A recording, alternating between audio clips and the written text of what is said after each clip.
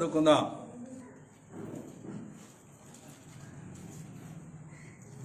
యెషయా గ్రంథం 6వ అధ్యాయం.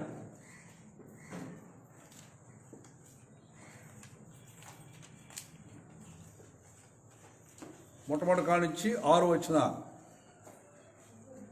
ఉత్తర పత్రాలుగా చదువుకుందాం.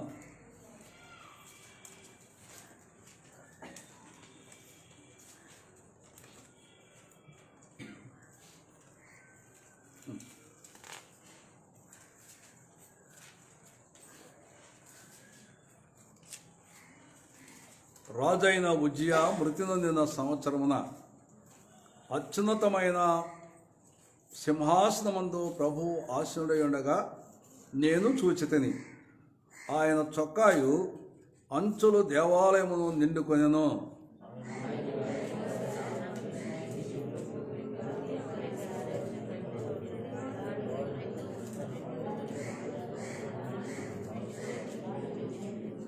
వారు సైన్యములకు అధిపతి యెహోవా పరిశుద్ధుడు పరిశుద్ధుడు పరిశుద్ధుడు, సర్వలోకము ఆయన మహిమతో నిండి ఉన్నదని గొప్ప స్వరముతో ప్రతిగానములు చేయుచుండిరి. మందిరము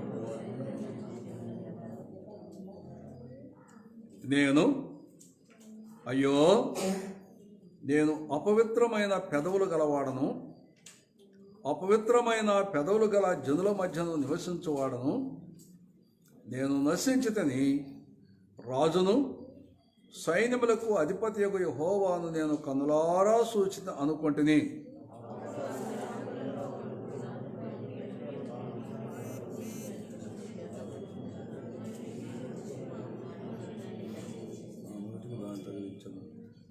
ఇది నీ పెదవులకు తగిలిన కనుక నీ పాపమునకు ప్రాయచిత్తమును నీ దోషము తొలగిపోయాను అనేను. చాలు చాలు చాలు చాలు. ఈ యెషయా గ్రంథం ఇక్కడ చక్కగా మనం కొన్ని మాటలు ఆరాధన కొరకు జ్ఞాపం చేసుకుందాం. అన్ని ఇప్పుడు సమయం కాదు, కొన్ని మాటలు కొన్ని తలంపులు మనం జ్ఞాపం చేసుకుని ఆరాధన కొరకే మాట్లాడుకుందాం. ఇక్కడ రాయబడి వెనకోళ్ళ కాదు, నేను కేకేసింది ఆ మధ్యలోని వచ్చిన కాడి నుంచి అప్పుడే కొడతానే ఉండదు, వచ్చి కూర్చోలేదో లేదో అందరూ కొడతానే ఉంటారు. అప్పుడు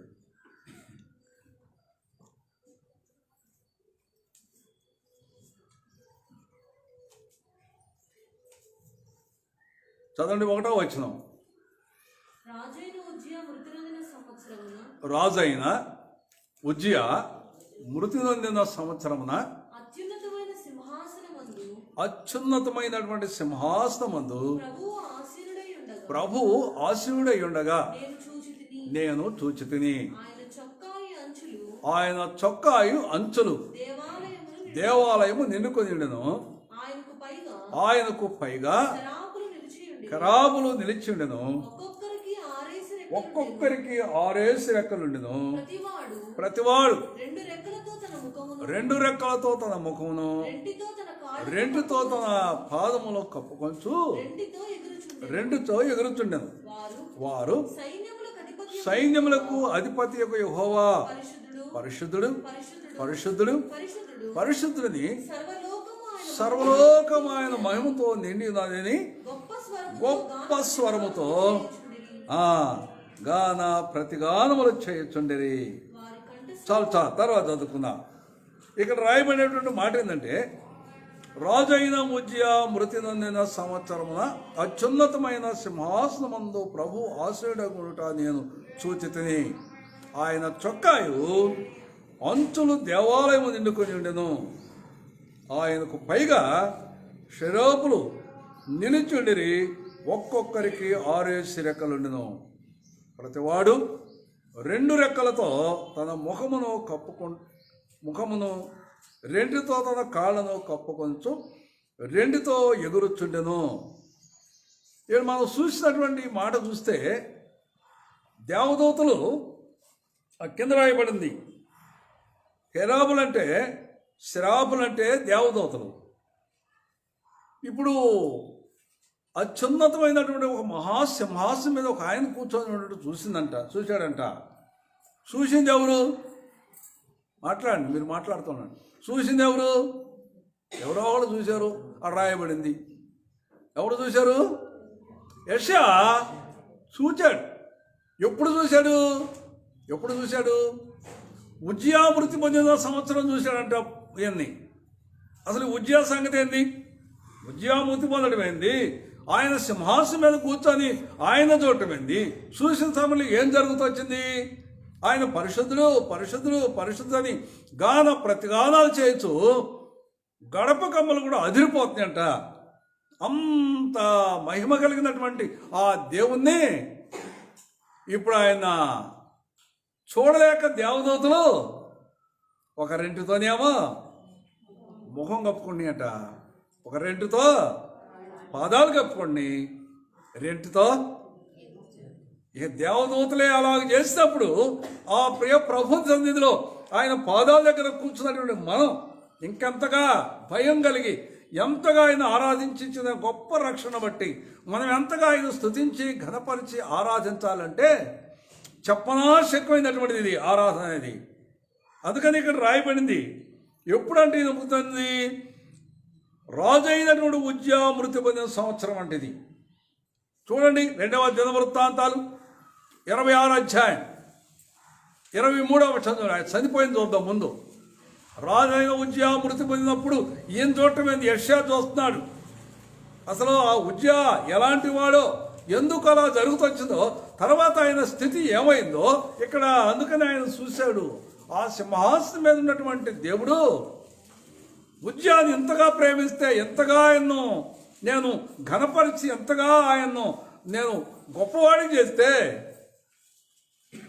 ఏమైపోయినాడంటే ఆ దేవుణ్ణే తిరస్కరించిన వాడుగా జీవించడం ద్వారా మరణానికి గురైపోయినాడు. రక్షించబడిన నువ్వు నేను కూడా అంతే. నువ్వు కూడా దేవుని ఘనపరచకుండా, రక్షణ బట్టి ఆయన మహిమపరచకుండా, రక్షణ బట్టి ఆయన స్తుతించకుండా ఉంటే నువ్వు కూడా అలాంటి స్థితికే వెళ్తావు. రాజైన ఉజ్జియా ఏ స్థితికి వెళ్ళాడో ఆ స్థితిలో ఆ రీతికి వెళ్ళాల్సిందే. అప్పుడు ఆ దేవునికి చూస్తున్నాడు దేవదూతలు. అట్లా దేవదూతలు చూస్తుంటే యెషయా ఆ దృశ్యాన్ని చూసి ఇప్పుడు ఒక మాట అంటాడు. 6వ వచనం 6, 7 వచనం చదవండి. 6, 7 ముందు ఇక్కడ యెషయా గ్రంథం 6వ అధ్యాయం. అప్పుడు ఆ శరాపుల్లో ఒకడు తాను బలిపీఠంలో నుండి కారుతో తీసిన నిప్పును చేత పట్టుకొని నా యొద్దకు ఎగిరి వచ్చి నా నోటికి దాన్ని తగిలించి, ఇది నీ పెదవులకు తగిలిన కనుక నీ పాపమునకు ప్రాయచిత్తమాయను, నీ దోషమునకు తొలగిపోయినని ఆయన చెప్పాడు. ఎందుకు ఈయనకు దోషమైంది? ప్రవక్తకి దోషాలు ఉంటాయింది, ప్రవక్తకి పాపాలు ఉంటాయింది. ఇప్పుడు దేవదూత వచ్చేసి ఆ బలిపీఠం మీద ఉన్నటువంటి కారులో ఆ గడగడగడగటువంటి మండేటువంటి ఆ కారు తీసుకొచ్చి యెషయా పెదవులకు అంటించేసిందంట. చూడండి, బాగా కాలేది తీసుకొచ్చి పెదాలకి నోటికి అంటించి అసలు మనం ఒప్పుకుంటాం, ఇష్టపడతామా? అంత ఆశ్చర్యమైంది. చాలా ఎన్ని మర్మంతో కూడినటువంటిది. కానీ కొంచెం ఆరాధన కొరకు చెప్తాను, ముందే చెప్పా. చూడండి, ఇప్పుడు చూడండి 2వ దినవృత్తాంతాలు 26వ అధ్యాయం. ఇప్పుడు చదవండి 23 చదవండి ముందు. ఉజ్జియా తన పితరులతో కూడా నిద్రించను, అతడు కుష్ఠరోగి అని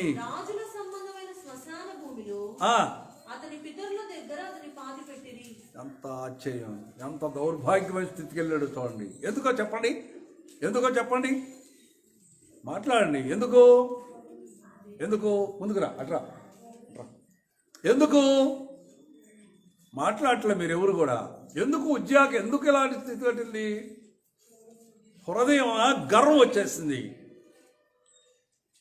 దేవుడు అన్ని ఐశ్వర్యం, ఇంతకుముందు ఏమి లేనటువంటి వాళ్ళకి ఐశ్వర్యం, ఘనత, కీర్తి అన్నీ వచ్చిన తర్వాత ఏమొచ్చింది? హృదయంలో గర్వం వచ్చేసింది. 16వ వచనం. అయితే అతడు స్థిరపడిన తరువాత. ఎప్పుడు? అయితే అప్పుడు లేదు, పిల్లలు లేరు, భర్త లేడు, లేకపోతే పిల్లలు లేరు, కుటుంబం లేదు, గృహం లేదు, సరిగా కష్టపడి ఎంతో చెమట వచ్చి కష్టపడి చాకరీ చేసుకోవాలి. అయితే ఇప్పుడు దేవుడు ఆ కష్టాన్ని రాజు చూసి ఐశ్వర్యవంతులు, ఘనవంతులు కలిసి అన్నీ తీసుకొచ్చి ఇచ్చేసాడండి. ఏమొచ్చింది ఇప్పుడు? ఉజ్జియాకి హృదయమున గర్వం వచ్చేసింది. ఎట్లా? ఇప్పుడు వెనక్కరండి, కొంచెం వెనక్కి వద్దాం. ఇప్పుడు 1, 2, 3 చదవండి ముందు. ఇప్పుడు అసలు ఆయన స్థితిని చూద్దాం ముందు. అంతట యోధా జనులందరూ ఎన్ని సంవత్సరాలు? 16 ఏళ్ళు వాడు తీసుకొచ్చి, 16 ఏళ్ళు అంటే ఇప్పుడు జీవరత్నం ఎన్ని తీసుకో? నీకెన్ని? 15. ఇంకొక సంవత్సరమే కదా. ఆయన తీసుకొచ్చి సింహాసనం ఎక్కితే రాజుని చెప్తే ఎట్టుంటది చెప్పండి? ఎట్టుంటది? కానీ అలా లేడు. ఫస్ట్ ఆరంభంలోనే చదువు 16 తీసుకొని బదులుగా రాజు చేసిన. చదువు.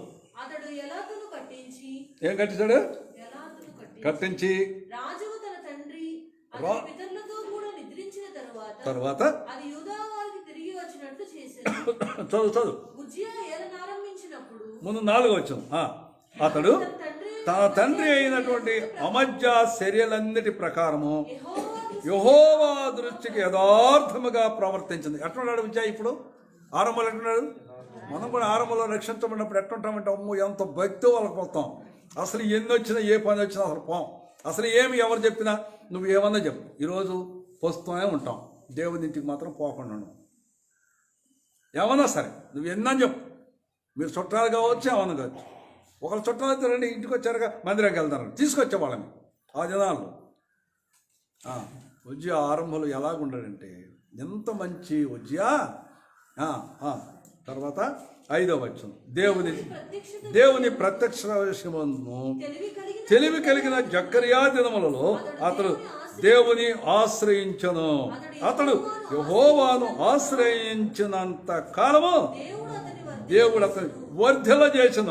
అతడు బయలుదేరి ఫిలిష్తీయులతో యుద్ధము చేసి కానీ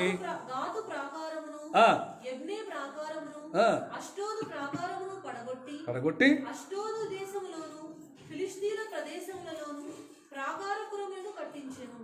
ఫిలిష్తీయులతోను గూర్బయులతోను నివసించిన అరబీయులలోను మెహోనీయులతోను అతడు యుద్ధము చేయగా దేవుడు అతనికి సహాయం చేశాడు. దేవుడు అతనికి ఏం చేశాడంటే సహాయం చేసినాడు. తర్వాత అమ్మోనీయులు 8వ వచనం చదువుతుంది. అమ్మోనీయులు ఉజ్జియాకు పన్నిచ్చు వారిగా అతడు అధికారిగా బలాభివృద్ధి నందను కనుక అతని కీర్తి అబ్బా ఎంత గొప్పవాడు చేశాడు. చూసావా? ఎందుకు? ఆరంభంలో యథార్థంగానే ఉన్నాడు, యథార్థంగా జీవించినాడు, దేవునికి ఇష్టమైనటువంటి కార్యాలు చేస్తూ వచ్చాడు, దేవునికి అనుకూలంగా జీవించినాడు, వర్ధులతో ఆశీర్వదించబడుతూ వచ్చినాడు. ఆశీర్వదించబడిన తర్వాత ఇప్పుడు ఏం జరిగింది చెప్పండి? ఆరాధికుని గుణలక్షణం. ఆరంభంలో ఎలాంటి రక్షించబడి ఏ స్థితిలో వచ్చినామో ఆ స్థితిని మనం అంతవరకు మనం మర్చిపోయే వరంగా ఉండకూడదు. దావీదు అదే గుర్తించిన మాట. ఇప్పుడు దావీదు సౌలు ఒక మాట అంటాడు, దావీదుని నా కూతుర్ని నీకు పెళ్లి చేస్తాను, మరి చెప్పండి అంటే దావీదు ఎంత మంచి, దావీదు ఎంత విధేయుడంటే, దేవునికి ఇష్టమైన విధేయుడంటే ఆయన అంటాడు, నేను ఏ పాటి వాడిని, నేనెక్కడో పనికిమాలిన వాడిని. ఎట్నేమన్నాడు? ఎడో పనికిమాలినటువంటి దౌర్భాగ్యం, అసలు ఎన్నిక లేనటువంటి వాడిని, ఎన్నిక లేని వాడిని, నేను రాజుకు అల్లుడిని అవటం ఏంటి? ఇది ఎంత అసంభవం, ఎంత దీనత్మోత్సవం. ఎటువంటి వాడు దావీదు తెలుసా? సకల విద్యలు కలిగిన వాడు, సౌందర్యవంతుడు, జ్ఞానం కలిగిన వాడు. వీణతో వాయిస్తుంటే సాతానంట దానంతా వెళ్ళిపోయేదంట సౌలుకు సాతాను పట్టినప్పుడు దావీదు వీణతో వాయిస్తే పాట పాడితే దురాత్మ పరిగెత్తి వెళ్ళిపోయేదంట. ఓరక అరిసి కొట్టడం కాదు, పారిపోయేదంట. అంత మధురంగా పాడగలిగినటువంటి మధుర గాయకుడు, అన్ని విషయాల్లో అంత జ్ఞానం కలిగిన వాడు, ఐశ్వర్యవంతుడు, అన్ని కలిగినటువంటి వాడు. నేను గొర్రెలు మేపుకునేవాడు, నేను ఈ పాటి వాడిని రాజు కల్లుండి ఒకటి. మనమైతే అంటావా మాటలు? అసలు నేను దీనుడిని అంటావా? అసలు నాకు ఏమి దేవుడి ద్వారా నాకు ఇంత అని అంటావా? ఏమి హెచ్చించుకుంటాం, ఏం పొగుడుకుంటాం, ఏమి ఇస్తాం? అందరమే, నేను నువ్వు మనందరం కూడా. ఆరంభంలో ఎలాంటి స్థితి ఉంటుందంటే మనకి మొట్టమొదటి అదే ఒప్పుకుంటాం, అదే చెప్పుకుంటాం. అలాంటి వాడిని, అలాంటి దాన్నే నా స్థితి ఏపాటు, నా కులమే పాటు. ఆయన చెప్తాడు, ఎక్కడో తీసివేయబడినటువంటి నన్ను అన్నాడు దావీదు. ఉజ్జియా ఆ దేన స్థితిలో ఉండి తీసుకొచ్చినటువంటి ఉజ్జియా, ఆయన రాజు అన్ని ఆరంభంలో మంచిగా చేస్తూ వచ్చాడు. ఇప్పుడు అన్నీ కలిగినాక 15వ వచనం మరియు చూడు జాగ్రత్త, అతడు అంబులనేమి పెద్దరాళ్ళనేమి ప్రయోగించుటకై ఉపాయశాలను కల్పించిన యంత్రములను యెరూషలేములో వేయించి దుర్గముల్లోను గురుజులను ఉంచుచు అతడు స్థిరపడు వరకు అతనికి ఆశ్చర్యకరమైన సహాయము కలిగను గనుక అతని కీర్తి. అబ్బబ్బా, ఎంత అద్భుతంగా దేవుడు దీవించాడు. దేవుని పిల్లలారా, మనం కూడా గుర్తించాలి. మర్చిపోవద్దు, నేను చెప్పే మాటలు మళ్ళీ గుర్తుపెట్టుకోండి. దేవుడు మనల్ని హెచ్చించేటప్పుడు ఇంకా తగ్గి ఉండాలి, దీన మనసుకులై ఉండాలి, ఇంకా ప్రభువు విధేయత కలిగిన వారు ఉండాలి. కానీ దేవుడు హెచ్చించేటప్పుడు ఆదివారాలు రావు, అసలు ఆరాధనే మర్చిపోతాం. అసలు ఏ స్థితి కూడా అసలు మనం ఎంతగా దేవుని కన్నా మనమే ఎంతగా హెచ్చించుకునే వారు ఉంటాం. అందుకని హెచ్చించబడ్డప్పుడు ఇప్పుడు తగ్గించబడ్డాడు. ఇప్పుడు ఏం జరిగింది? కుష్టి వ్యాధి వచ్చేసింది. చూడండి 30, 32, 33 సరే 21 చూడు జాగ్రత్త ఉంది. రాజు అయిన ఉజ్జియా తన మరణ దినం వరకు కుష్ఠరోగి అయి ఉండెను. కుష్ఠరోగి అయి యెహోవా మందిరములోనికి పోకుండా ప్రత్యేకించబడిన గనుక అతడు ప్రత్యేకముగా ఒక ఇంటిలో నివసించును. అతని కుమారుడు చాలే ఏమైపోయినాడు? దేవుని మందిరానికే చెప్పండి, ఏమైపోయాడు? దేవుని మందిరానికే రావడానికి కూడా కాదు. కొడుకులు కూతురుతో ఈ కరోనా వైరస్ వస్తే ఆరంభంలో మధ్యలో ఎట్లాంటి అసలు మన సొంత ఒక పిల్లోడికి వస్తే, ఆ పిల్లకి వస్తే ఏడుతుంది, కేకలెత్తుంది, అరుస్తుంది. ఆ అమ్మాయిని ఒక గదిలో పెడితే తల్లి పోవడానికి లేదు, తండ్రి పోవడానికి లేదు, ఎవరు లేదు. మరి అన్నం పెట్టారో లేదో మరి ఏమైందో, ఆ పెద్దంగా అరుతో కేకలేస్తుంది ఆ గదిలో. ఇక్కడ బయట చాలా దూరం నుండి చూస్తున్నారు కానీ తల్లిదండ్రులు, బంధువులు చూస్తున్నారు కానీ ఆ బిడ్డ దగ్గరికి వెళ్ళటకు మాట్లాడండి, వెళ్ళటకు జరిగిన సంగతి ఇది. లోకంలో జరిగిన సంగతి, కరోనా వైరస్ జరిగిన సంగతులు. తన వాళ్ళు అసలు ఎవరు పోవడానికి, భర్త అయినా బాగా ప్రేమించే కొడుకైనా కూతురికైనా భర్తకైనా భార్యకైనా ఎవరికైనా వచ్చినా ఎక్కడెక్కడ దూరం ఉండాల్సిందే, దగ్గర పోవడానికి ఎవరికి. ఇప్పుడు ఉజ్జియాకి ఏ పరిస్థితి వచ్చిందంటే, ఏమేమి కట్టించాడు, ఏమేమి చేసినాడు, ఏమేమి స్థిరపడ్డాడు. చూడండి 14 వచ్చింది. 14 వచ్చింది. ఉజ్జియా ఈ సైన్యం అంతటికి డాళ్లను, ఈటలను, శిరస్త్రాణములను, కవశములను, విల్లును ఎంత చేశాడంటే, ఇన్ని అద్భుతమైన చేశాడు. కానీ ఏమొచ్చింది చెప్పండి? ఇప్పుడు 16వ వచనం చదువు. 16వ వచనం చదువు. అయితే అతడు స్థిరపడిన తర్వాత అతడు మనసున గర్వించి, అది మనం కూడా చెడిపోతాం. మనం అనుకుంటాం మేము అంత బాగానే ఉన్నాం, అంత పర్ఫెక్టే అనుకుంటాం. ఆరాధకుని గుణలక్షణం ఏంటంటే, ఆరాధకుని గుణలక్షణం విధేయత కలిగినటువంటి వాడు, లోబడినటువంటి వాడు, దేవుడు చేసిన మేలుకు కృతజ్ఞత కలిగినటువంటి వాడు. అందుకని దావీదు అంటాడు, నా ప్రాణమా అమ్మా నువ్వు మరవబాకమ్మా, ఆయన చేసిన ఉపకారాల్లో నువ్వు దేన్ని మరబాకు. నా ప్రాణమా, ఒట్టొట్టుగా ఆరాధన చేస్తారు, ఆరాధనలో చెప్తారు ఇది కొట్టి అంతే. ఒక్కసారి నిజంగా దేవునికి అట్టి నా ప్రాణమా బూతులు తిట్టబాకు, నా ప్రాణమా అసూయపడబాకు, నా ప్రాణమా ఇతరుల గురించి అని అనుకో. అవన్నీ మామూలే. మళ్ళీ ఆ మందిరంలోకి వచ్చినప్పుడు ఏముంది, అందుకని యేసయ్య అన్నాడు, నేను అంటలే. ఈ ప్రజలు తమ పెదవులతో నన్ను ఘనపరుస్తున్నారు, వారి హృదయము దూరంగా ఉంది. నిజంగా రక్షించబడే దేవుని ఎరుగుంటే మళ్ళా లోక సంబంధమైనటువంటి ఏది కూడా జోక్యం నేను చెప్తున్నాను. మా మామగారు, మా నాన్న నాకు తెలియదు, నేను 5వ సంవత్సరాలు మా నాన్నగారు చనిపోయాడు. మామూలుగా తెలుసు అంతే.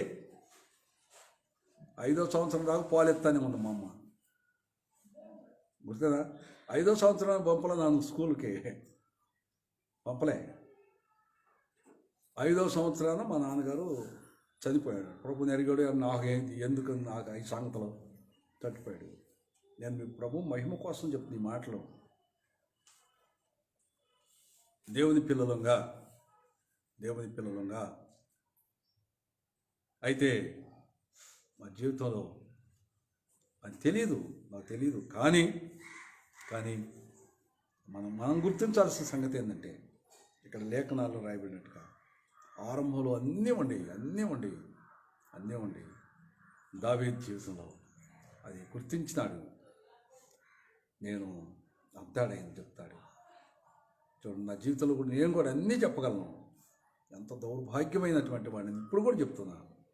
అయితే ఆ ప్రేమను, ఆ ప్రభు రక్షించిన రక్షణ, ఆ ప్రభు ప్రేమ 1973 డిసెంబర్ 15వ తారీఖు నుంచి నా జీవితంలో ఆ సంతోషం, అవన్నీ మా మామగారు ప్రెసిడెంట్గా పనిచేసినాడు. అప్పుడు ఆ దినాలు కూడా ప్రభు నమ్ముకోకముందు కూడా నేను చెప్తున్నా, నేను అసలు ఏ పార్టీ వాళ్ళకి నేను ఎవరికి సపోర్ట్ చేసేవాడు కాదు.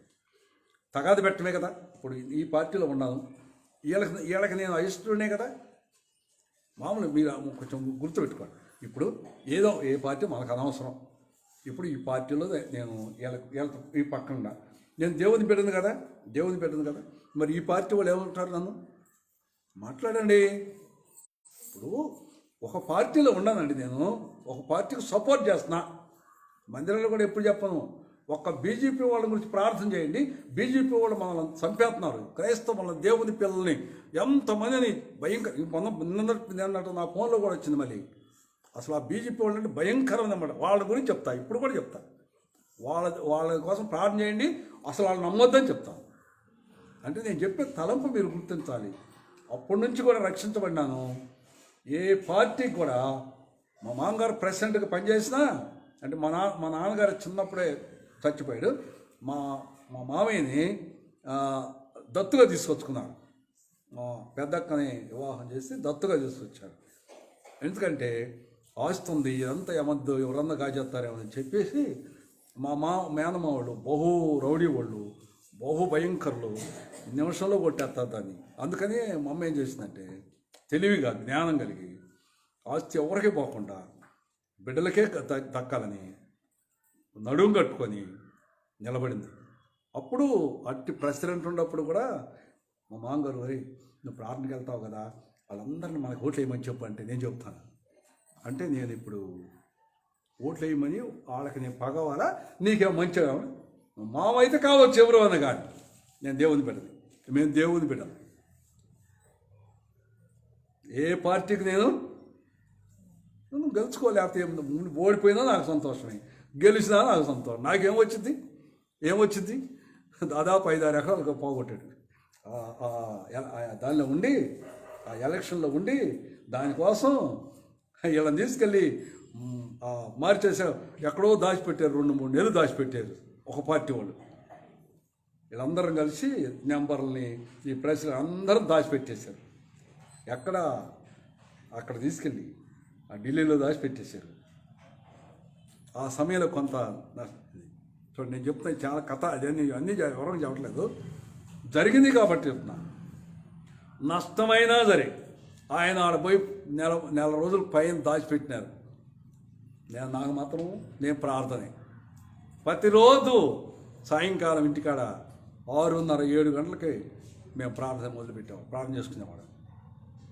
వాళ్ళందరూ అదే, ఇదేంద్రా మీ మామగారు తీసుకెళ్ళడం దాచిపెట్టారు అంటే, పార్టీ వాళ్ళు దాచిపెట్టి ఆ ఎలక్షన్కి అంటే వాళ్ళకు ఏటీఎం నంబర్స్ వేసుకొని వాళ్ళని దింపేయటానికి. చెప్పండి, ఇన్ని చేసినా కూడా ఏమాత్రం ఇప్పుడు కూడా చెప్తున్నాను, ఎప్పుడు కూడా నేను ఏ పార్టీకి ఎందుకో తెలుసా, వాళ్ళు రక్షించబడాలి, అదే నా ఉద్దేశం. నేను రక్షించబడ్డాను కదా, వాళ్ళు నశించిపోతున్నారు. ఆ పార్టీ ఉంటే వాళ్ళు ఎట్లా రక్షించబడతాడు? అయ్యా నేను వాళ్ళకి కూడా చెప్తా, వీళ్ళకి చెప్తా, వాళ్ళకి చెప్తా, యేసయ్యను నమ్ముకోండి, నీ పాపాలు క్షమించబడుతుంది, నిత్యజీవం దొరికింది, మీకు నిత్యజీవం దొరికింది. ఏ పార్టీ వాళ్ళు కూడా ఏమీ నేను మోసం చేయటమే, ఏదో ఒక అధికారం కోసం పెత్తనం చేయాలని నువ్వు ఆలోచిస్తమే, నీ సమస్తం పోగొట్టుకుంటావు అంతే. వాళ్ళందరూ వాళ్ళు చేసే కేలు చేస్తూనే ఉంటారు. వాళ్ళండి నేను ఎందుకు ఈ సందర్భం ఇక్కడ వచ్చిందంటే, ఉజ్జియా సంగతికి వచ్చింది చెప్పిన. మీరు కూడా దేవుని నమ్ముకున్న, రక్షించబడి విశ్వాసి జీవితం ఎలాంటిదంటే, ఎవరికి మనం దాసులుగా ఉండకూడదు, క్రీస్తుకే దాసులుగా ఉండాలి. ఇక్కడ రాయబడింది ఉజ్జియాకి. ఇప్పుడు ఏం జరిగిందంటే, ఇక్కడికి వద్దాం ఆరాధనకి. ఇప్పుడు కుష్టి వ్యాధి వచ్చింది. ఏం చేశాడు? దూరంగా ఒక బయటపడేశారు.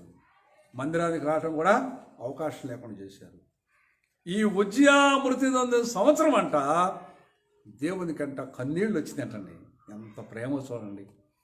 తన బిడ్డగా చేయబడినటువంటి వాళ్ళు కన్నీరు కలుస్తారు. దేవుడు ప్రేమ కలిగిన వాడుగా దేవుడు. ఒకళ్ళు నశించిపోవట, వాళ్ళ ఇచ్చిన నాశనానికి పోవట ఆయనకి ఏమాత్రం ఇష్టం లేదు. రక్షించబడిన మనం మరి అలాంటి స్థితికి మనం మర్చిపోకూడదు. మన దీనస్థితి అంటే ప్రభు చేసినటువంటి ఉపకారాలను మనం మర్చిపోకుండా దీనత్వం కలిగి ఆయనకి సంపూర్ణంగా మనం ఆరాధించేవాడు. దావీదు అంటాడు, చక్కని మాట్లాడి చూడండి, కీర్తనలు 92 వచనం చూడండి, ఎలాగా ఆయన ఆరాధిస్తూ కనపడుతున్నారు. చదవండి త్వరగా. అబ్బాబ్బా, యెహోవాని స్తుతించడం మంచిది, మహోన్నతుడా నీ నామమును కీర్తించుట మంచిదా. చదువు చూడండి, ఉదయమున నీ కృపను, ప్రతి రాత్రి నీ విశ్వాసతను, 10 తంతుల స్వరమండలముతోను, గంభీర ధ్వనిగల సితారాతోను. అబ్బా చూడండి, దావీదు అంటాడండి సంగతి. ఏమి రాజు అయ్యాడు కదా, ఆయన కనపరుచుకోవాలి కదా, ఆయన గురించి పొగిడించుకోవాలి కదా, ఆయన గురించి అందరూ ఆయన ఆరాధించాలి కదా, రాజుకు సాగిలు పడాలి కదండి. ఏమా అవును కదా, రాజుకు సాగిలు పడాలి, రాజుకు మొక్కాలి. ఇప్పుడు రాజు కలిగిన ఎవరు అంటాడు, ఎవరి కోసం మంచిది అంటాడు? నన్ను రక్షించినటువంటి దేవుడు. కీర్తనలు 75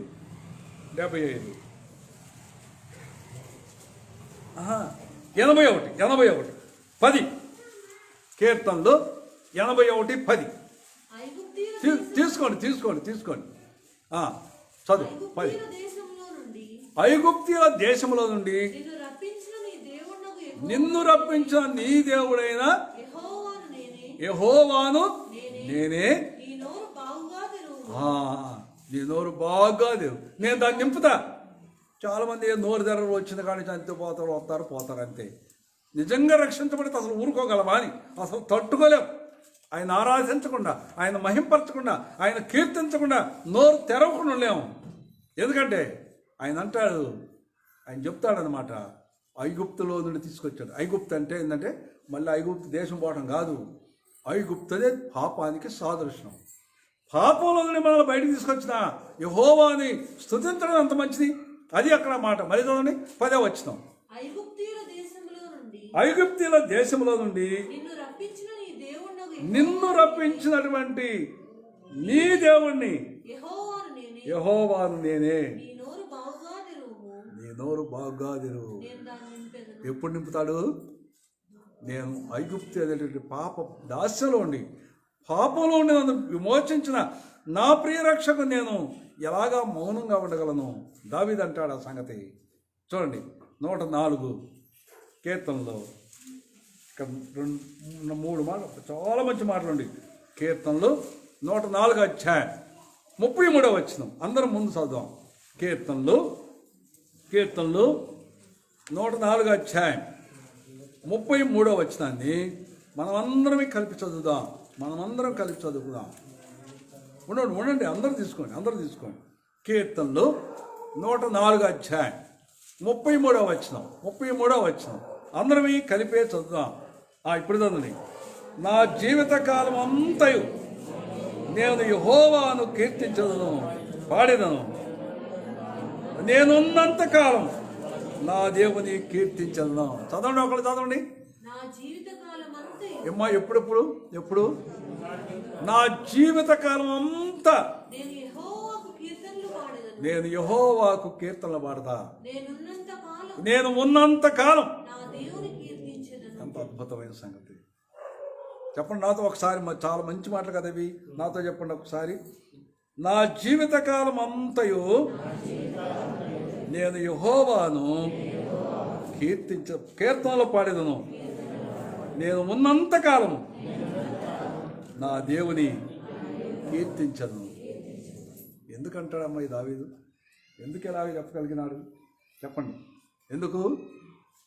రక్షణ అనేటువంటిది ఎంత ఒక ప్రక్కన త్రాసులో ఈ లోకం బంగారం అంతా తెచ్చిపెట్టి రక్షణ ఒక పక్కన పెడితే తూగదంట. అంత గొప్ప రక్షణ అనేది సామాన్యంతో కూడింది కాదు. నువ్వు ఎరుగుంటే అసలు 10 గంటలైంది 9ంటికి వచ్చి మోకరించి ఆరాధిస్తుంటావు దేవుని సన్నిధిలో. ఎప్పుడో వండుకొని తిని బాగా అలసిపోయి అంత అయిపోయి ఎప్పుడో నీ ఇష్టం వచ్చినప్పుడు వస్తావు కాదు. ఇంకా బ్రదర్స్ ఉండాలంటే వాళ్ళు మాకు తెలుసు కదా, వాళ్ళ ఇష్టం ఎప్పుడు వచ్చినా వాళ్ళకి ఆ రక్షణ అనేది తెలియకపోతే అంతేనండి. నేను వాళ్ళని అసలు ఎప్పుడూ తక్కువగా మాట్లాడటం, నేను ఏదో వాళ్ళని షేమ్ చేసినట్టుగా చెప్పలేదు. నా తలంపు ఆశ ఏంటంటే నిజంగా నీకు రక్షణ అనేది నీకు అర్థమైతే అసలు నువ్వు తట్టుకుంటావా, ఉంటావా, అసలు ఎక్కడెక్కడ తిరుగుతావో, పోతావా, అసలు ఎక్కడికి ఎవరు బాగాలేరు. అందుకంటాడు ఆయన. అందుకని నాకు పాట కూడా చక్కని పాట పాడారు. 112వ పాట 112వ పాట ఏమది? ఓ యేసుని ప్రేమ ఎంత మహనీయమో. అదేనా?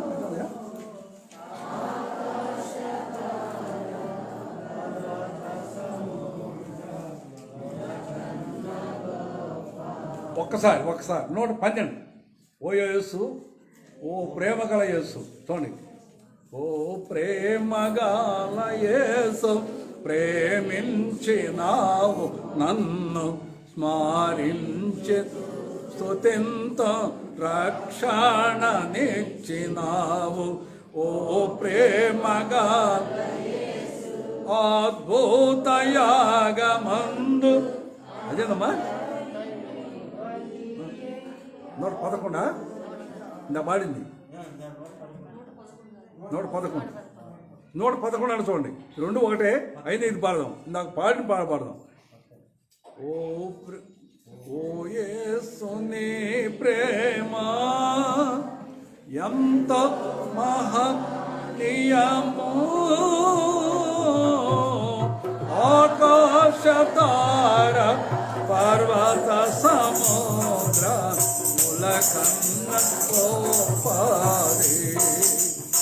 ఆకాశ తార పర్వత సముద్ర ములకన్న గోపారి. ఓ యేసుని ప్రేమ ఆగమ్య హృదయామ నిండేనా కాబోని కార్యం గంభీరమైనవి.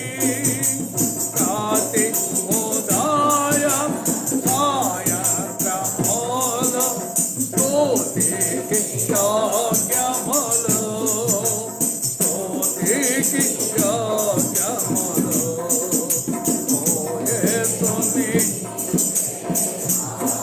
ఆకలి వచ్చినాం. దేవుని గృహము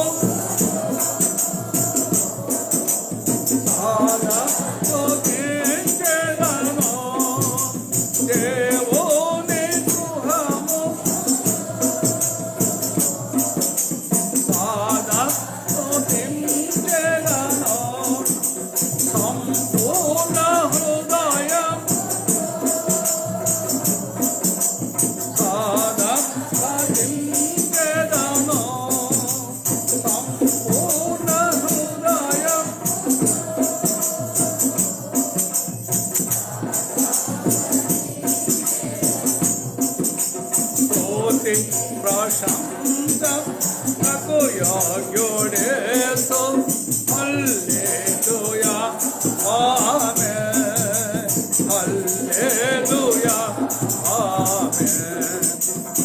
ఒకసారి ఈ మాట చెప్పండి. నిజంగా హృదయాల మీద చేతులు వేసుకొని, ముద్దు వేసుకోవద్దులే, కళ్ళు హృదయంలో చేతులు వేసుకొని ఈ మాట గుర్తుపెట్టుకోండి. నేను చేస్తున్నాను అలా నాతో చెప్పండి. దేవుని గృహంలో సదా స్తుతించదను, సంపూర్ణ హృదయముతో సదా భజించదను. స్తుతి ప్రశంసలకు యోగ్యుడు హల్లెలూయా ఆమేన్. మళ్ళీ వాడిని దేవుని గృహములో భజించెదను, సంపూర్ణ హృదయం సదా భజించెదను, సంపూర్ణ హృదయం సదా భజించెదను. స్తుతి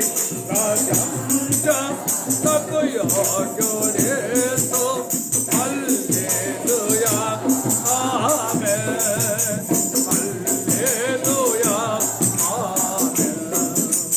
ఓ యేసుని ప్రేమ ఎంతో మహనీయం, ఆకాశతార పర్వత సముద్ర ఉలకన్న గొప్పది. ఆకాశతార పర్వత సముద్ర ఉలకన్న గొప్పది. ఓ యేసుని ప్రేమ. ఎంతసేపు ఎందుకు చెప్పాను తెలుసా? వెనకాల ఏం ఆరాధన చేస్తారో తెలియదు కనుక చెప్పాను. ఇప్పుడు సగమే చెప్పా. ఆరాధనలో సగమే చెప్పు వరక ఉద్యానం గురించి తెలుసుకుందాం అంతే.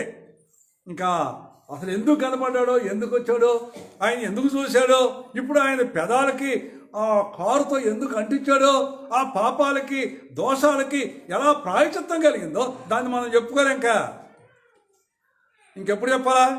చూడండి, ఇక్కడ రాయబడినటువంటి మాట చూస్తే అత్యున్నతమైనటువంటి ఆ మహాసింహాసం మీద ఆశయుడైన వాడిని చూశాడంట. ఇప్పుడైనా ఏమ్మా నిద్రపోయాడు, ఆయన చూశాడంట. ఇప్పుడు అంటాడు 6వ వచనం 7వ వచనం చదవండి. 6వ వచనం 7వ వచనం. అప్పుడు ఆ శరాబుల్లో ఒకడు తాను బలిపీఠం మీద నుండి కారుతో తీసిన నిప్పును చేత పట్టుకొని నా యొద్దకు ఎగిరి వచ్చి నా నోటికి దాన్ని తగిలించి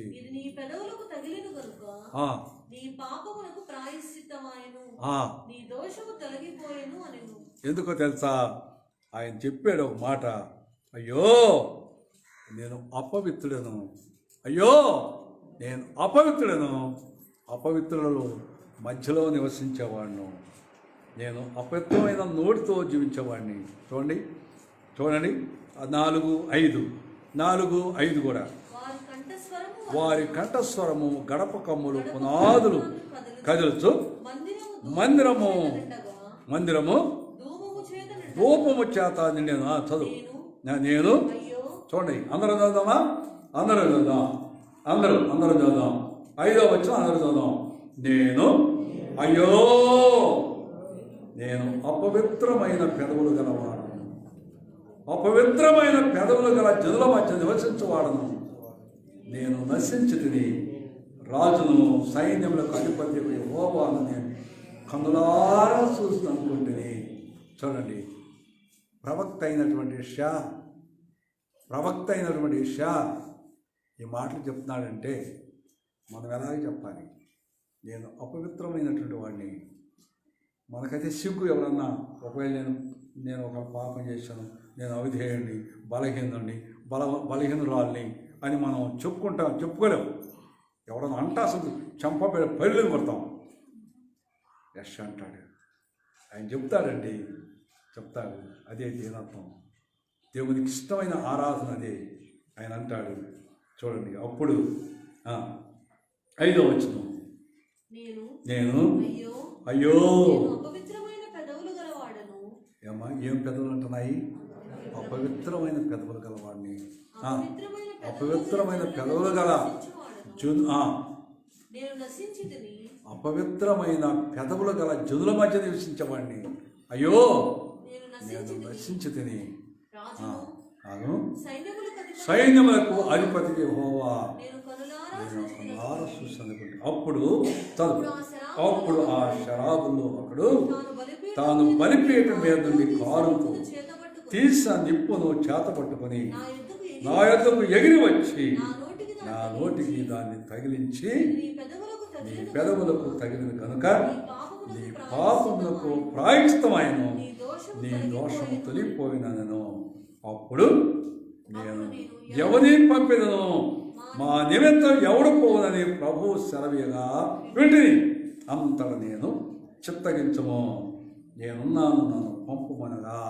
చూడండి ఎంత దేవుని కొరకు సమర్పణ కలిగి ఇప్పుడు ఆయన ఆరాధించే ఆరాధికుడు చూసినాడు. అక్కడ రాయబడింది 3వ వచనంలో అందరూ చదువుదాం. మీరు సైన్యములకు అధిపతి యెహోవా పరిశుద్ధుడు పరిశుద్ధుడు పరిశుద్ధుడు, సర్వలోకము ఆయన మహిమతో నిండి ఉన్నదని గొప్ప స్వరముతో ప్రతిగానములు చేయుచుండిరి. ఆ మహిమోన్నతమైన దేవుణ్ణి అలా ఆరాధిస్తారండి. మరి మనం ఎలాగా ఆరాధించాలి? మిమ్మల్ని చూపించాలంటే ప్రకటన 1వ అధ్యాయం ఊరక అంటలైనగా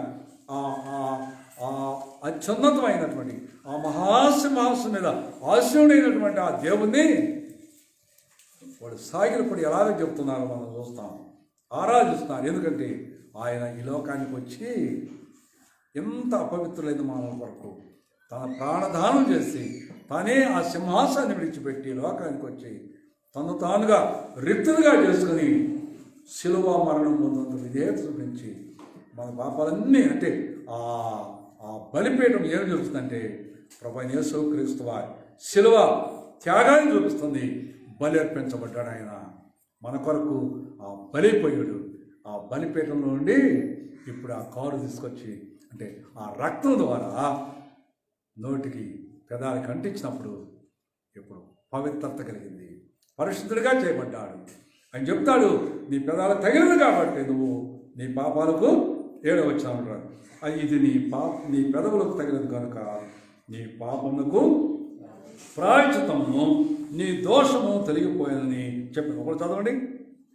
ఇది నీ పెదవులకు తగిలింది కనుక నీ దోషము తొలగిపోయెను అని. అది ఎప్పుడైతే ఈ పాపాలు, అంటే ఆరాధికుడు ఈ పాపం ద్వారా ఆరాధిస్తే ఆయనకి ఇష్టపడ్డరు. ఈ పాపము లేకుండా పవిత్రత కలిగి ఆరాధించబడుతున్నారు. ప్రకటన గ్రంథం 1:12 వచనం 18 వచనం కూడా ఊరక 12 తర్వాత 18 కూడా చదవండి. తిరుగగా నాతో మాట్లాడుతున్న స్వరమేమో వింటిని. చదువునా? 7 సువర్ణ దీపస్తంభములను ఆ దీపస్తంభముల మధ్య మనుష్య కుమారుని పోలిన ఒకరిని చూసితేనే ఆయన పాదముల మటుకు దిగుతున్న వస్త్రము ధరించుకొని అన్నారా? యెషయా గ్రంథంలో యెషయా చూసినాడు. ఈ ప్రకటన గ్రంథంలో పద్మాసు దీపంలో పరవాసి ఉన్నటువంటి యోహాను ఆ దృశ్యాన్ని చూసినాడు. అది చూసి మనకు రాసి ఇచ్చినాడు. 18 వచ్చిన చూడండి, 4 అధ్యాయం 2వ వచనం. ప్రకటన గ్రంథంలో 4 అధ్యాయం 2వ వచనం కూడా చూడు. వెంటనే నేను ఆత్మవర్షుడైతిని, అదిగో పరలోకమందు ఒక సింహాసనం వేయబడి ఉండెను. సింహాసనమందు ఒకడు ఆసీనుడై ఉండగా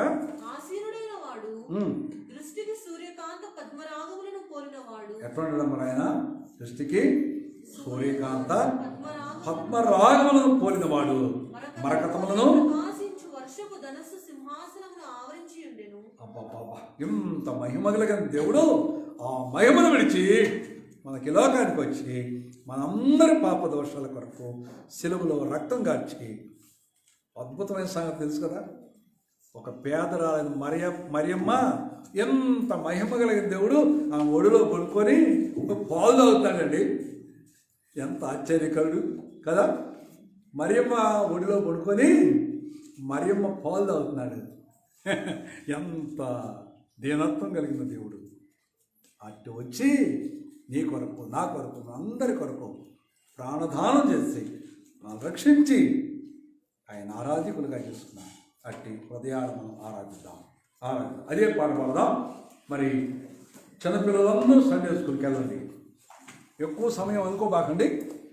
చిన్నపిల్లలందరూ సండే స్కూల్కి వెళ్తారు. అదే పాట.